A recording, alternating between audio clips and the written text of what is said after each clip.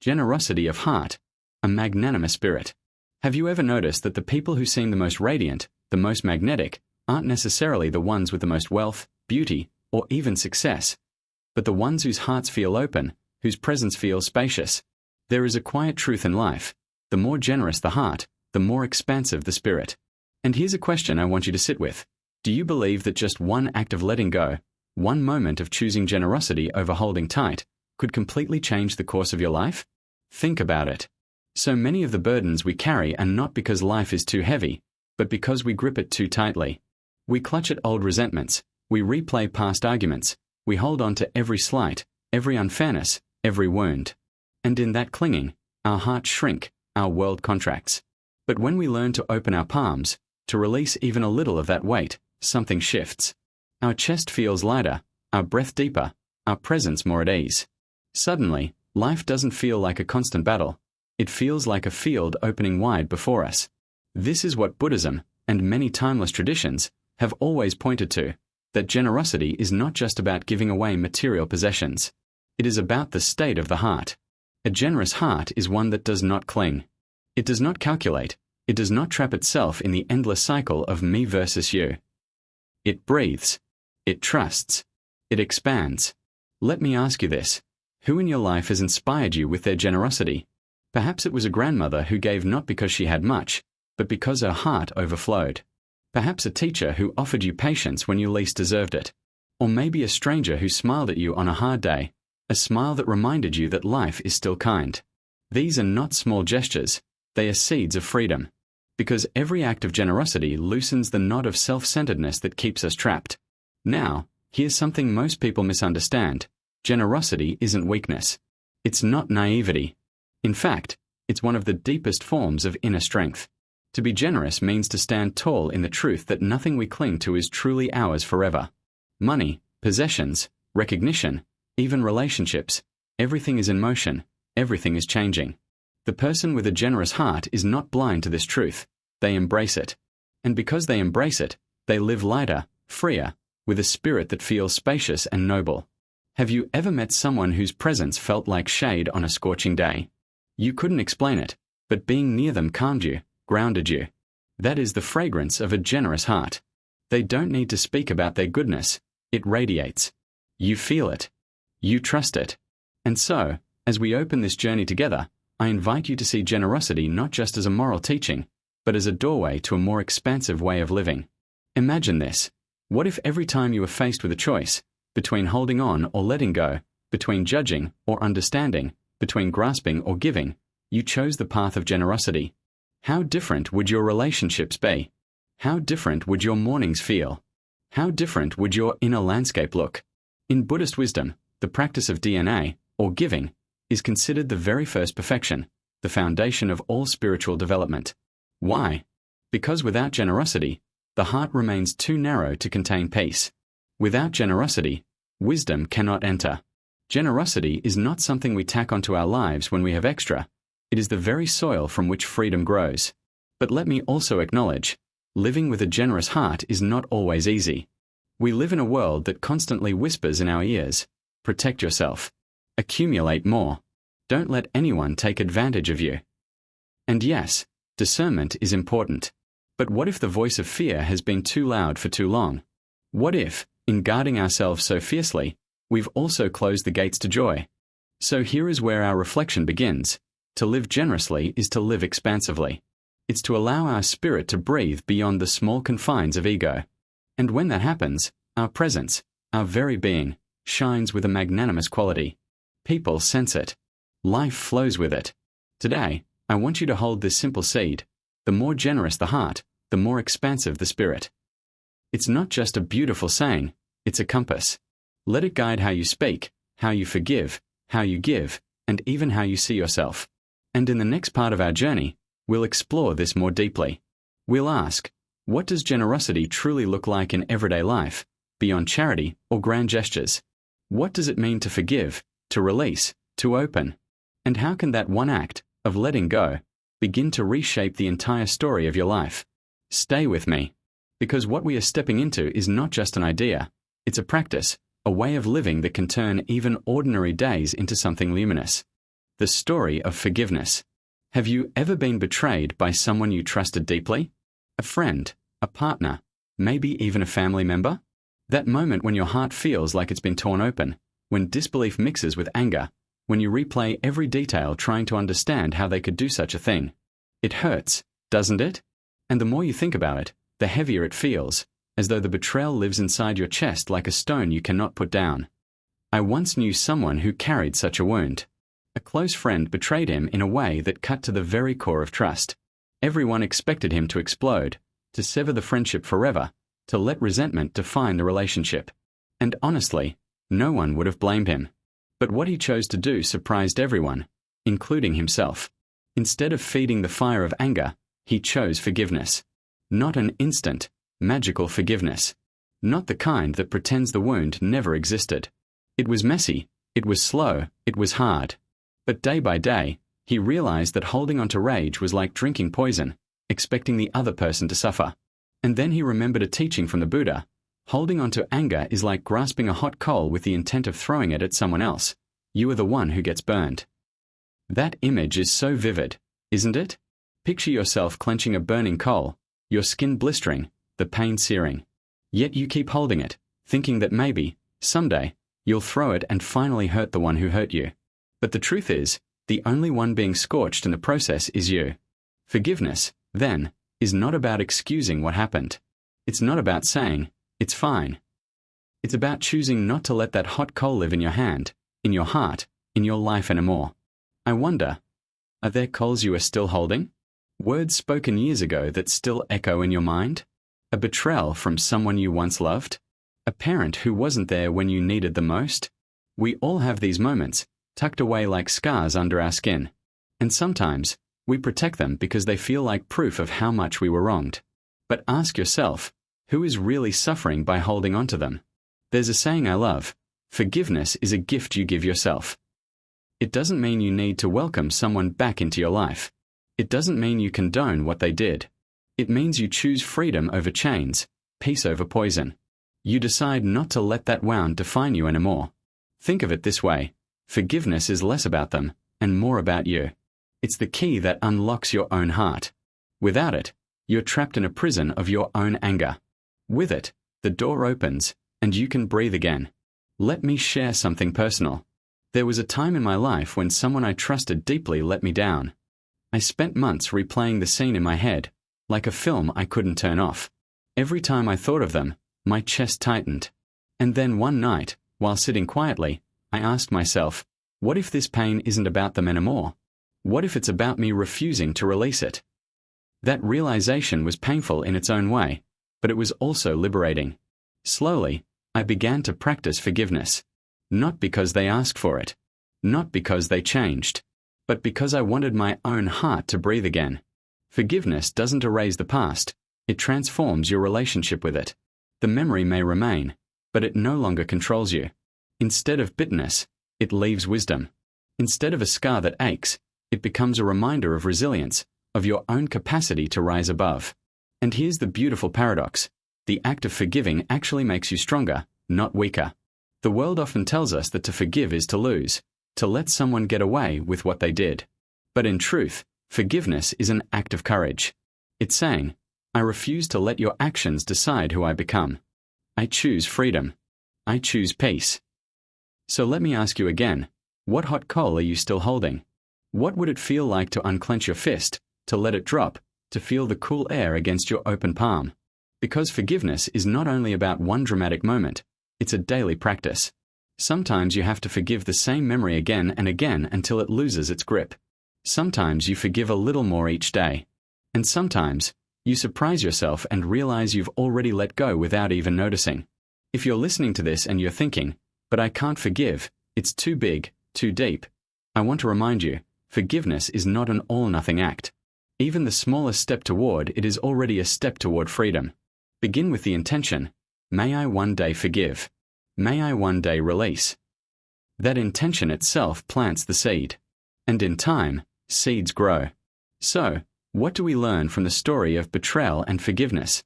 That generosity of heart is not just about giving money or gifts, it's about giving space, giving release, giving yourself the chance to live unburdened. To forgive is to be generous with yourself. And maybe, just maybe, the true measure of a person's greatness is not in how tightly they hold on to hurt, but in how widely they can open their heart, even in the face of pain. As we move forward in this journey together, let us carry this truth. Forgiveness is where generosity begins. But this raises a question that leads us deeper. If generosity begins with forgiveness, then where does forgiveness itself begin? How do we nurture such a heart? That is the path we will explore next. Generosity in words. Have you ever noticed how a single sentence can completely change the course of someone's day? A few kind words can lift a weary heart, and a careless remark can crush a fragile spirit. Words, though weightless, carry immense power. They can be medicine, or they can be poison. I want you to think back for a moment. Can you remember a time when someone spoke words that healed you? Maybe it was as simple as a friend saying, "I believe in you." Or perhaps it was a stranger offering, "You're doing great, keep going." Those words probably didn't cost them anything, but for you, they were priceless. Now, flip the memory. Do you remember the sting of words that wounded? A harsh comment from a parent, a mocking tone from a colleague, a cruel joke from a friend. Sometimes those words echo in our minds long after the moment has passed, replaying like a broken record. Isn't it astonishing that sounds in the air, arranged in a certain way, can live inside us for years?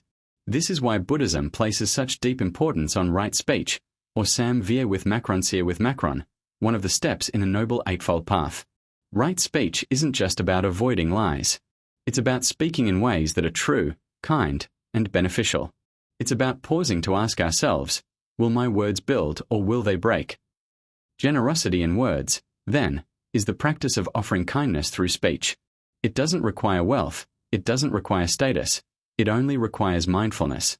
Sometimes, the most generous thing you can give is a gentle word, spoken at the right time. Let me share a story. There was once a teacher who noticed a student struggling, always sitting quietly at the back of the classroom. One day, after class, she said softly, "I see you trying. Don't give up, you have something special." Those few words planted a seed. Years later, that student became successful, and he often said, "It was her words that gave me the courage to believe in myself." This makes me wonder, how many lives could be changed by the words we choose today? The truth is, we live in a culture that often undervalues speech. Online, words are thrown around carelessly, typed in anger, posted without thought. We've all seen how quickly a single harsh comment can spiral into hate, how digital words can feel sharper than knives. But the opposite is also true. A thoughtful message, an encouraging comment, a compassionate reply, these two ripple outward, touching lives we may never even meet. So here's a reflection. What if our words were treated like seeds? Every sentence we speak is planted in the soil of another's heart. Some seeds grow into flowers, others into thorns. The choice is ours. When I reflect on my own life, I realize the moments I regret the most are rarely about things I didn't buy, or places I didn't go, but about the words I said in anger. Words I wish I could pull back, but couldn't. Because once spoken, they have a life of their own. And yet, on the other side, some of the moments I treasure most are when I chose patience, when I said, "I understand," instead of reacting, when I offered comfort instead of criticism.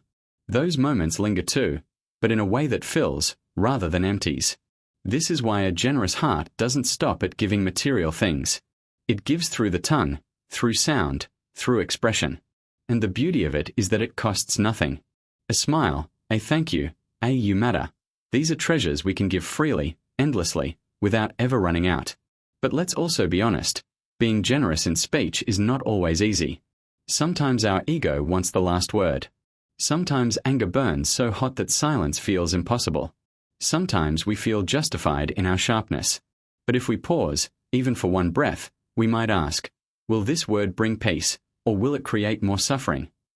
That simple pause can be the difference between harm and healing. Imagine if the next time you felt irritation rise, you chose to soften instead of strike. Imagine if, in conflict, you chose words that open a door rather than slam it shut.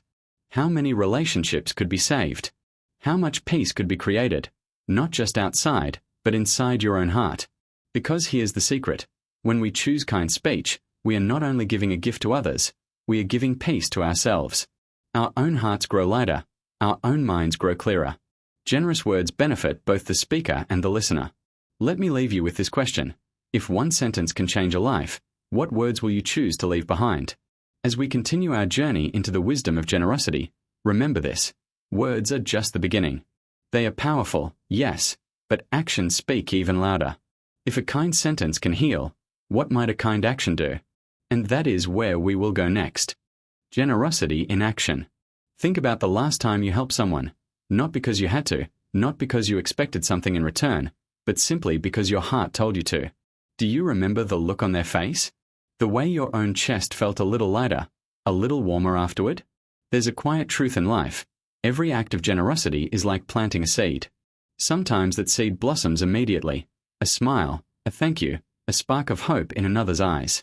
Other times, the seed grows silently, deep in the soil, blooming years later in ways we may never even see. I remember once hearing a story about a man who was stranded on the side of the road with a flat tire. Dozens of cars drove by, too busy or too distracted to stop. But one stranger pulled over, knelt down, and helped him fix it. The man asked, "Why stop for me?" The stranger replied, "Because one day, I might be the one waiting." That simple act of kindness didn't just repair a tire, it restored faith. Buddhism teaches us that generosity, or Dāna, is not about giving because we have extra. It's not about waiting until our cup is overflowing to share. It's about giving from the heart, even if it means pouring from a cup that isn't completely full. As the Buddha said, true giving does not come from surplus, it comes from compassion. This challenges the way we often think. In our culture, generosity is sometimes framed as charity, as something the fortunate give to the less fortunate. But from a Buddhist perspective, generosity is not about hierarchy. It's about connection. When we give, whether it's time, effort, a kind gesture, we are acknowledging that we are not separate. Their suffering is not theirs alone. Their relief becomes our relief too. And here's something to reflect on. Generosity doesn't always have to be dramatic. It doesn't have to be writing a big check or rescuing someone from disaster. Sometimes it's as small as holding the door open, letting someone merge in traffic, cooking a meal for a tired friend, listening without interrupting. These small acts ripple outward. A person helped in a small way carries more light into their own day, and maybe they pass that light to someone else. But let's be honest, generosity in action is not always convenient. It often asks us to step outside our comfort zone, to give when it would be easier to look away. Maybe we don't feel like stopping, or maybe our minds say, "That's not my problem." Yet, what if in those moments, we remembered, every time I help, I plant a seed. Every time I turn away, I let the soil go dry. There's also another layer here. Generosity isn't only about what we do for others, it's also about what these actions awaken within ourselves. When we give, we strengthen compassion. We stretch the muscle of empathy. We soften the walls that separate me from you. In this way, every act of kindness is also an act of self-cultivation. Let me share something personal. There was a period in my life when I was overwhelmed, too focused on my own struggles. A friend invited me to volunteer at a shelter one weekend. Honestly, I almost said no. I felt like I had nothing left to give. But I went, and something shifted. The act of serving food, listening to stories, offering a hand, it didn't drain me. It filled me. It reminded me that even in my hardest times, I still had something to offer. And that simple realization became a source of strength. Maybe you've experienced this too. That paradox where, the more you give, the richer you feel. Because generosity is not subtraction, it's multiplication. And yet, here's the paradox I want to leave with you. Sometimes, generosity is not about giving more, but about letting go. Think about it. Have you ever clung so tightly to control, to possessions, to grudges, that your hands felt too full to hold anything else? In those moments, true generosity may be the willingness to release, to give someone freedom instead of control, to let go of resentment instead of holding on, to free ourselves from the burden of always having, always keeping, always clutching. So when we talk about generosity in action, it's not only about what we do with our hands, but also what we do with our hearts. It's about showing up when it's inconvenient. It's about offering even when we don't feel abundant. It's about planting seeds of kindness without needing to see them grow. And sometimes, the bravest and most generous action is surrender. Letting go of what no longer serves, so that new life has space to grow. So I'll leave you with this thought. Every action plants a seed. The question is, What garden are you cultivating? Because if words can heal, as we explored before, then actions are the water and sunlight that bring those words to life. And yet, as powerful as doing is, there's a deeper generosity still, one that lies not in giving, not in doing, but in releasing. That is where our journey leads next. Generosity is letting go. Have you ever noticed how heavy your hands feel when you've been holding onto something for too long? Not a physical object, but an old resentment, a grudge, a memory you just can't seem to release. It's almost like clutching a stone. At first, it doesn't seem so bad. You can carry it. But over time, your arm grows tired, your grip aches, and suddenly the weight of that stone feels unbearable. And here's the paradox. The weight was never in the stone itself. The heaviness was in the holding. That's the essence of letting go. We often think of generosity as giving to others, a kind word, a helping hand, a gift of time. But there's another form of generosity, one that is quieter, harder, and often more transformative. The generosity of releasing what burdens us.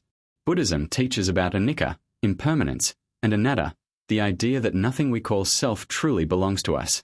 Everything changes, nothing stays, and trying to cling to what is already moving on is like trying to trap the wind in our hands. Think about anger. When someone hurts us, our instinct might be to hold on, to replay the moment, to cling to the idea of being wronged. But the Buddha compared anger to grabbing a burning coal with the intent of throwing it at someone else. The only one burned is ourselves. Isn't that true? We replay words spoken years ago, arguments long finished, and yet we still feel the sting, as if we are choosing to carry the fire inside us. So what would it look like to let it go? To unclench the fist, to drop the stone, to open our hand to the air? Let me share a story. There's an old parable of two monks traveling together. They come across a woman who cannot cross a muddy path.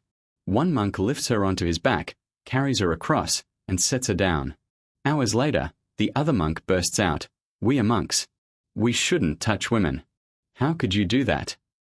The first monk smiles and replies, "Brother, I set her down hours ago. Why are you still carrying her?" That's the weight we all know too well, carrying things long after they've passed. The insult from a coworker last month. The betrayal from a friend years ago. The guilt of a mistake we made decades back. Our minds clutch these moments as if by holding on, we can change them. But in truth, the past is already gone. What we are really carrying is the refusal to let go. And here's where generosity comes in. Letting go is not weakness. It's not about saying, "What happened didn't matter." It's about giving ourselves the gift of freedom. It's saying, "I choose not to let this moment define me anymore." That is generosity in its purest form, because it liberates not only others from our resentment, but also ourselves from our suffering. Now, ask yourself, what would you feel lighter without? Is there a memory you keep replaying? A story about yourself you can't stop telling? A bitterness towards someone who isn't even in your life anymore? What if, instead of gripping tighter, you allowed it to dissolve? When we practice this, we embody impermanence, not as an abstract idea, but as a lived truth. We recognize that everything arises and passes away. Joy, sorrow, success, failure. Nothing stays. And if nothing stays, why exhaust ourselves trying to make it stay? I've learned this the hard way. There was a time in my life when I held on to anger against someone who betrayed me. I thought that clinging to my resentment gave me strength, a kind of armor. But the truth was, it drained me. It colored my days, hardened my heart, and closed me off from joy. It wasn't until I consciously chose to let it go, not excuse it, not forget it, but release it, that I felt a weight lift off me. For the first time in years, I could breathe fully again. That's the miracle of letting go. The very moment we release, we discover we never needed what we were clinging to. But here's the next challenge, and the question that truly tests us. It's one thing to be generous enough to release others from our anger. But can we be generous enough to release ourselves from our own mistakes? Because often, forgiving others is easier than forgiving ourselves. We replay our own failures, our regrets, our choices, over and over, punishing ourselves far more harshly than anyone else ever could. And yet, if impermanence applies to everything, then it applies to our mistakes too. We are not the same person we were yesterday, last year, or 20 years ago. Why keep chaining ourselves to an old version of who we used to be? So letting go, at its deepest level, is not only generosity toward others, it is generosity toward the self. It is the recognition that clinging to old pain, whether inflicted by others or by ourselves, is a burden we no longer need to carry. The open hand is lighter than the clenched fist. The open heart is freer than the one chained to the past. So I'll leave you with this reflection. We think generosity is about giving to others, but perhaps the most radical act of generosity is learning to release. To release anger, to release control, to release even the idea of who we think we must always be. Because true freedom doesn't come from adding more. It comes from carrying less. And now, the question is, if letting go is generosity toward the self, then what happens when we practice generosity at the very center of our being? That is where we'll journey next. Generosity toward yourself. Have you ever noticed how much easier it is to forgive others than to forgive yourself? It's strange, isn't it? We can show kindness to strangers, patience to friends, even forgiveness to people who hurt us. But when it comes to our own mistakes, we become our harshest critics. We replay our regrets like a broken record. I shouldn't have said that. I should have chosen differently. Why did I waste so much time? And the more we replay it, the deeper the wound feels. But here's a question worth asking. If you don't extend compassion to yourself, how can you truly extend it to others? The Buddha taught that you yourself, as much as anybody in the entire universe, deserve your love and affection. Think about that for a moment. Deserve. Not earn. Not qualify for. Deserve. By simply being alive, by simply being human, you are worthy of gentleness. Yet, for many of us, being gentle with ourselves feels like weakness, or even selfishness. We think, if I forgive myself, maybe I'll repeat the same mistake. Or, if I'm too kind to myself, I won't grow. But the truth is the opposite. Growth doesn't come from punishment. It comes from understanding. Imagine a child learning to walk. They stumble, they fall, they cry. What do? We don't yell at them. What's wrong with you? You should have mastered this by now. No, we smile, we encourage, we hold out our hands. We give them room to try again. Why, then, do we treat ourselves so differently when we stumble in life?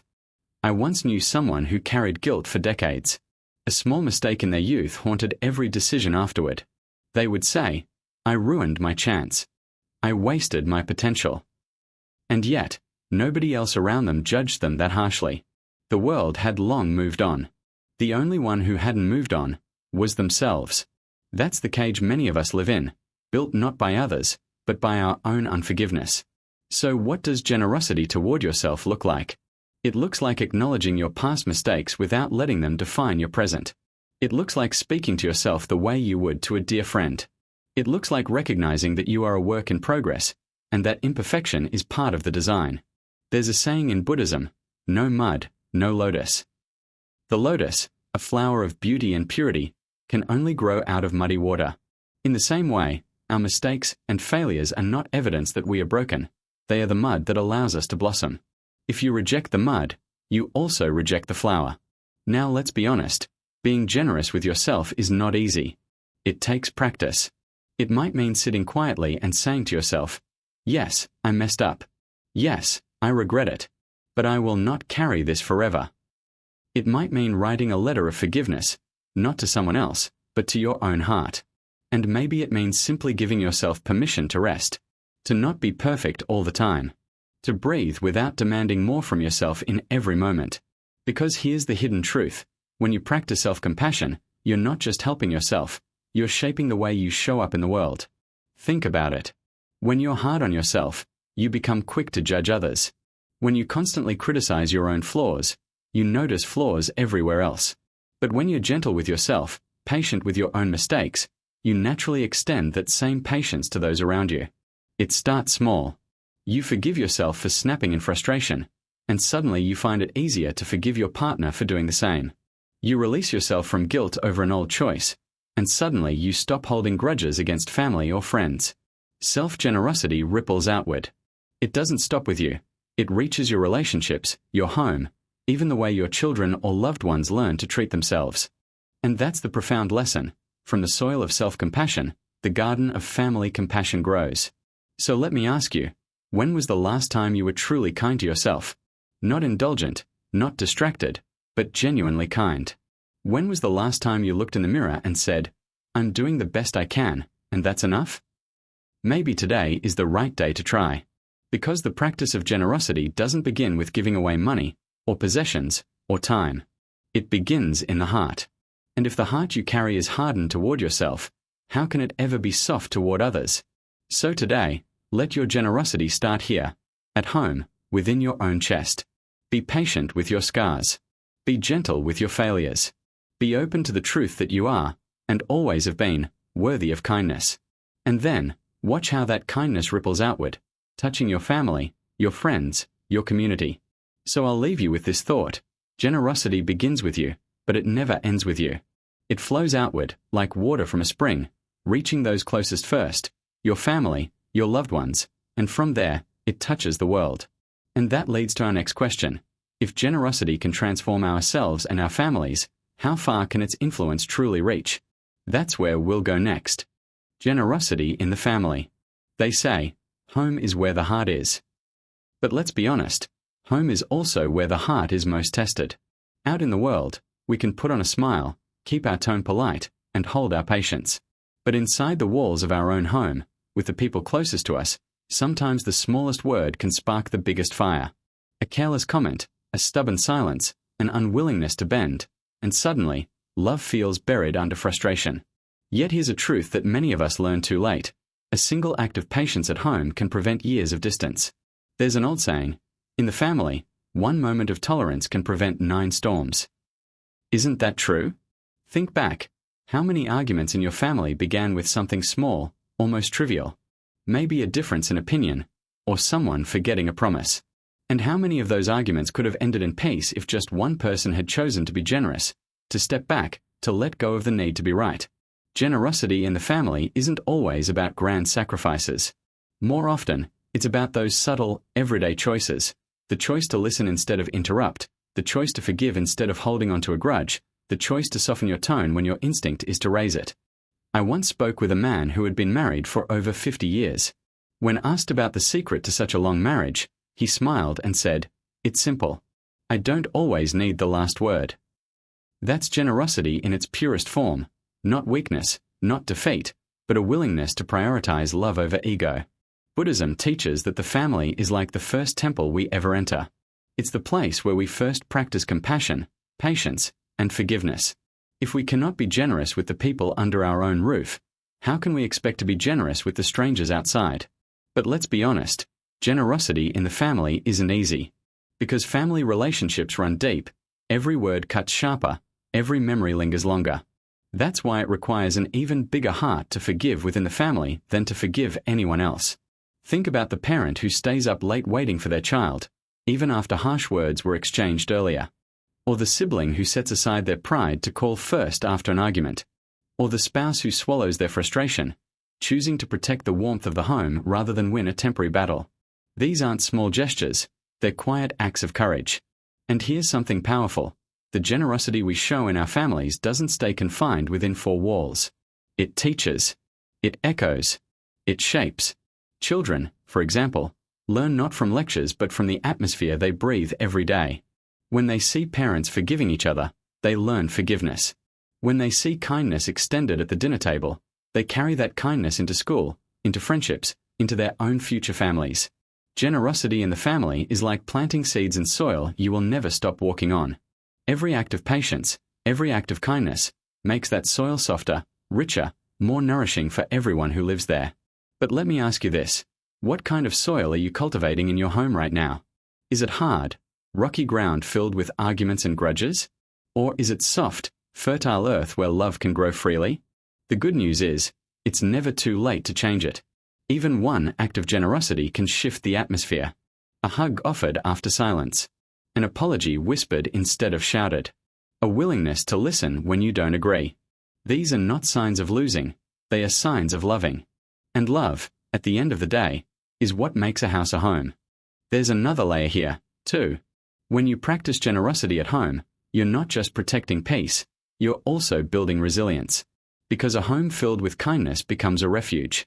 Life outside can be harsh, unpredictable, filled with challenges. But when home is a place of warmth, patience, and forgiveness, it gives us strength to face whatever the world throws at us. So perhaps the real question is, what matters more, the temporary satisfaction of proving you're right, or the lasting peace of knowing your family feels safe in your presence. Generosity in the family doesn't mean you never disagree. It doesn't mean you suppress your feelings. It simply means you choose love over pride, connection over separation. And the ripple effect is powerful. Because if the family is the foundation of life, then the generosity we practice there becomes the foundation of society. Every act of patience, every word of kindness in a home, becomes a seed that eventually flowers in the larger world. Which brings us to the next step in this journey. If family is the foundation, then society is the field where we plant generosity. The way we speak, act, and forgive at home is exactly what we bring to our communities, our workplaces, our nation. So, let me leave you with this thought. When you choose generosity within your family, you are not only protecting your home, you are quietly shaping the world outside it. And the question is, what kind of world do you want your family's generosity to create? That's the path we'll explore in the next part. Generosity in society. When we step outside our front door, we enter a shared space, a world made of strangers, neighbors, colleagues, people rushing to work, and others quietly struggling with battles we can't see. And here's a thought.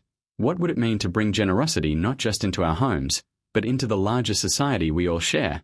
Because in society, generosity isn't only about giving money or volunteering. It's about how we carry ourselves in everyday life. It's the tone we use with a cashier who looks exhausted after a long shift. It's the patience we extend to a driver who cuts us off in traffic.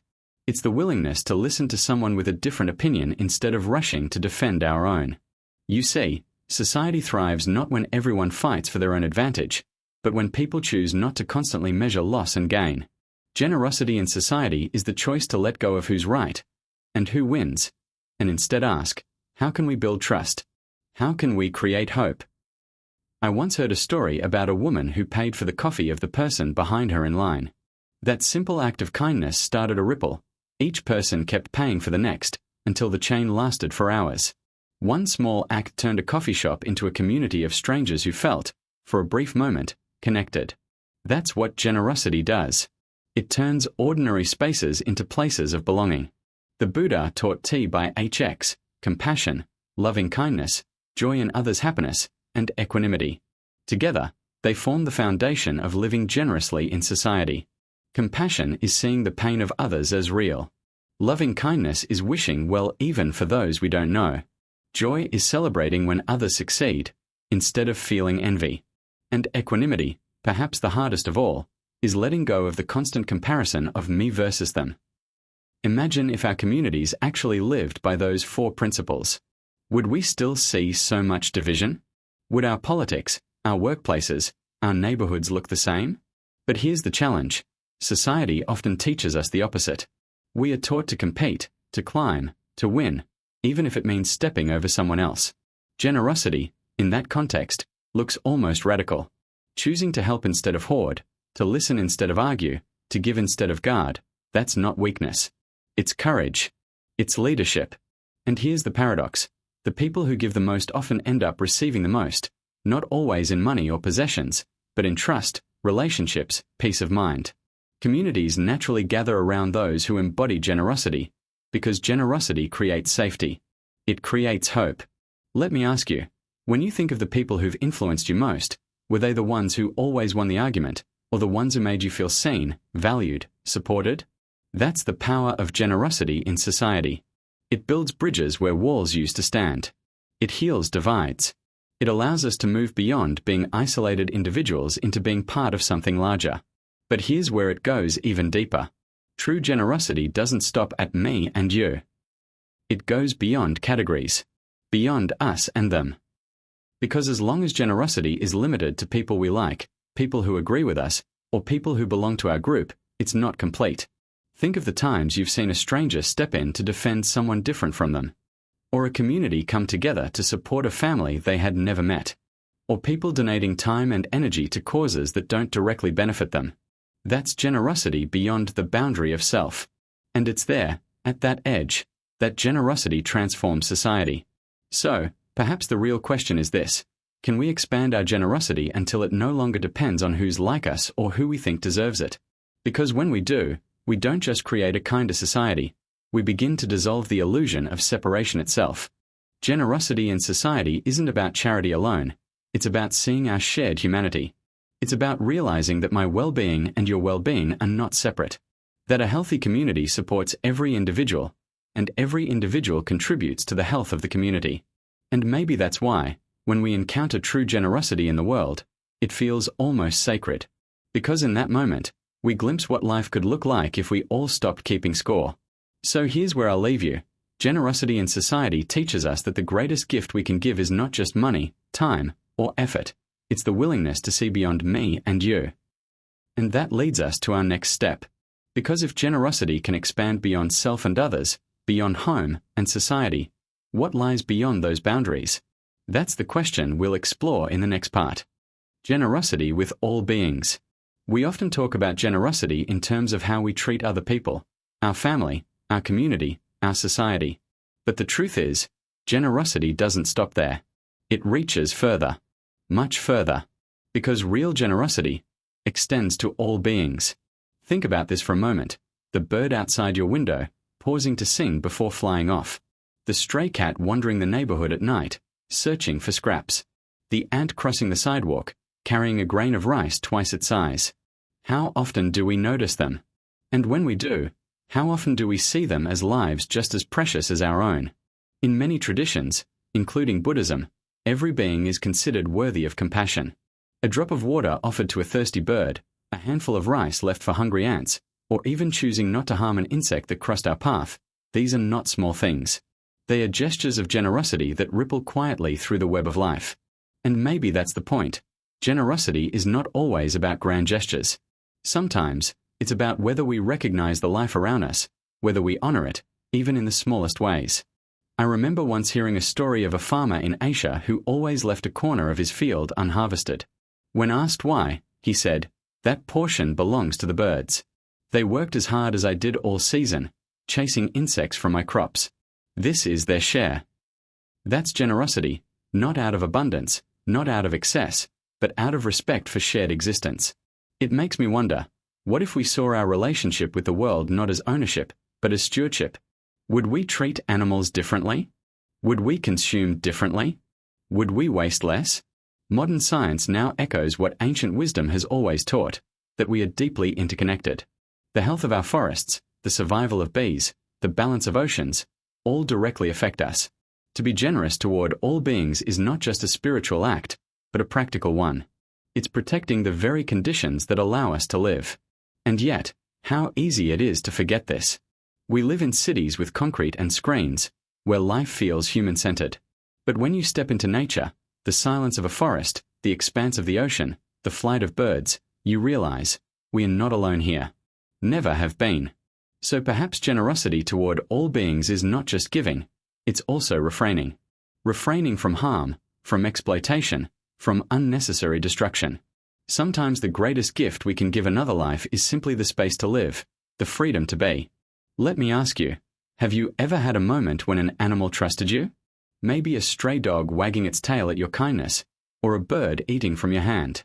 In that moment, didn't you feel something pure, something profoundly human? That's the essence of generosity. It creates connection where there was distance. The Buddha once said, just as a mother would protect her only child at the risk of her own life, so should we cultivate a boundless heart toward all living beings. Imagine that. A boundless heart, not limited by species, not confined to those who look like us or speak our language. And if you pause long enough, you might realize, the kindness we extend to other beings often circles back to us. The compassion we give shapes the world we live in. A person who is cruel to animals rarely stops there. But a person who nurtures life, whether it's a stray, a forest, or even a patch of garden, tends to carry that same spirit into every human relationship, too. So generosity with all beings isn't just about them. It's about who we become. But here's the deeper question. Where does this path of generosity ultimately lead us?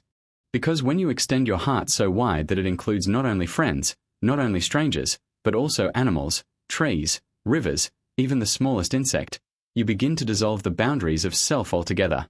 You stop seeing life as separate pieces, and start experiencing it as one vast, interconnected whole. And in that space, generosity is no longer just an action, it becomes a way of being. A drop of water for a bird, a grain of rice for an ant, a moment of stillness to admire the trees. These are not trivial gestures. They are glimpses into a larger truth, that the more we give, the less we lose. That in protecting and nurturing life around us, we are really protecting and nurturing our own. So maybe generosity with all beings is the final step of this journey. It invites us to live with reverence for every breath, every creature, every fragile thread of life. And that leads us to the closing question.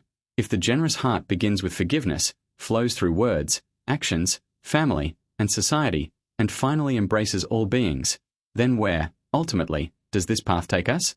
That's where we'll go next. The conclusion, the message of generosity. As we've walked together through this journey of generosity, toward ourselves, our family, our community, and even toward all living beings, there is one final truth that rises to the surface. Generosity, when fully lived, transforms us. It is not just about what we give away. It's about what we are freed from. Because when the heart becomes generous, it becomes spacious, wide, open. It no longer clings to old grudges. It no longer wrestles with bitterness. It no longer shrinks under the weight of jealousy or selfishness.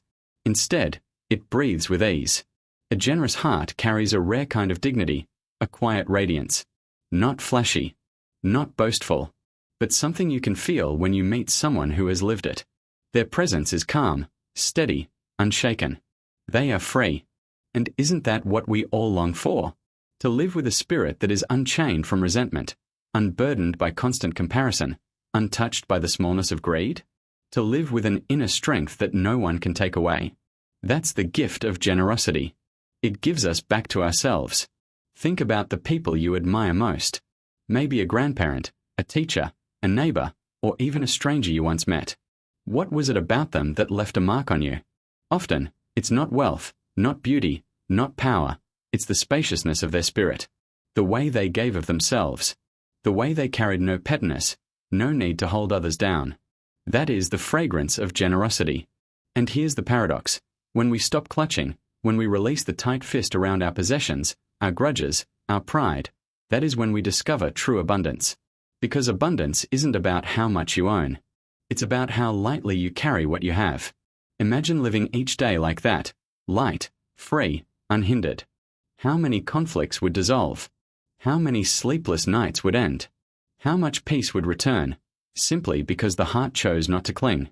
That's why generosity is not just a virtue. It's a liberation. The Buddha taught that the mind that clings is bound, but the mind that gives is free. And freedom, deep, unshakable freedom, is the greatest wealth any of us can hold. So when we ask, where does generosity ultimately lead us? The answer is simple, yet profound. It leads us to ourselves, to the best version of who we can be. A version not caged by hatred or ego, but wide enough to embrace the whole of life. And perhaps, as we stand at the end of this reflection, the real invitation is this: don't wait. Don't wait for abundance to be generous. Don't wait for the world to change before you practice kindness. Start now, with a word, a gesture, a simple act of release. Start small, but start. Because every act of generosity shapes not only the world around you, but the very texture of your own soul. And over time, that soul becomes something rare, untroubled, radiant, free. That, my friends, is the essence of true generosity. But before we close, let me leave you with a bridge. Because if generosity is the strength of the inner life, there is another quality that gives it its lasting beauty. Generosity makes the heart wide.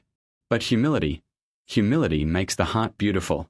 If generosity is the power of the spirit, humility is the grace that makes it timeless.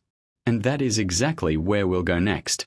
In our upcoming video, we'll explore the quiet strength of humility and why it may be the most enduring form of wisdom we can carry. So stay with me. If this journey into generosity has stirred something in you, the next step will deepen it even more. Because if generosity frees us, humility grounds us.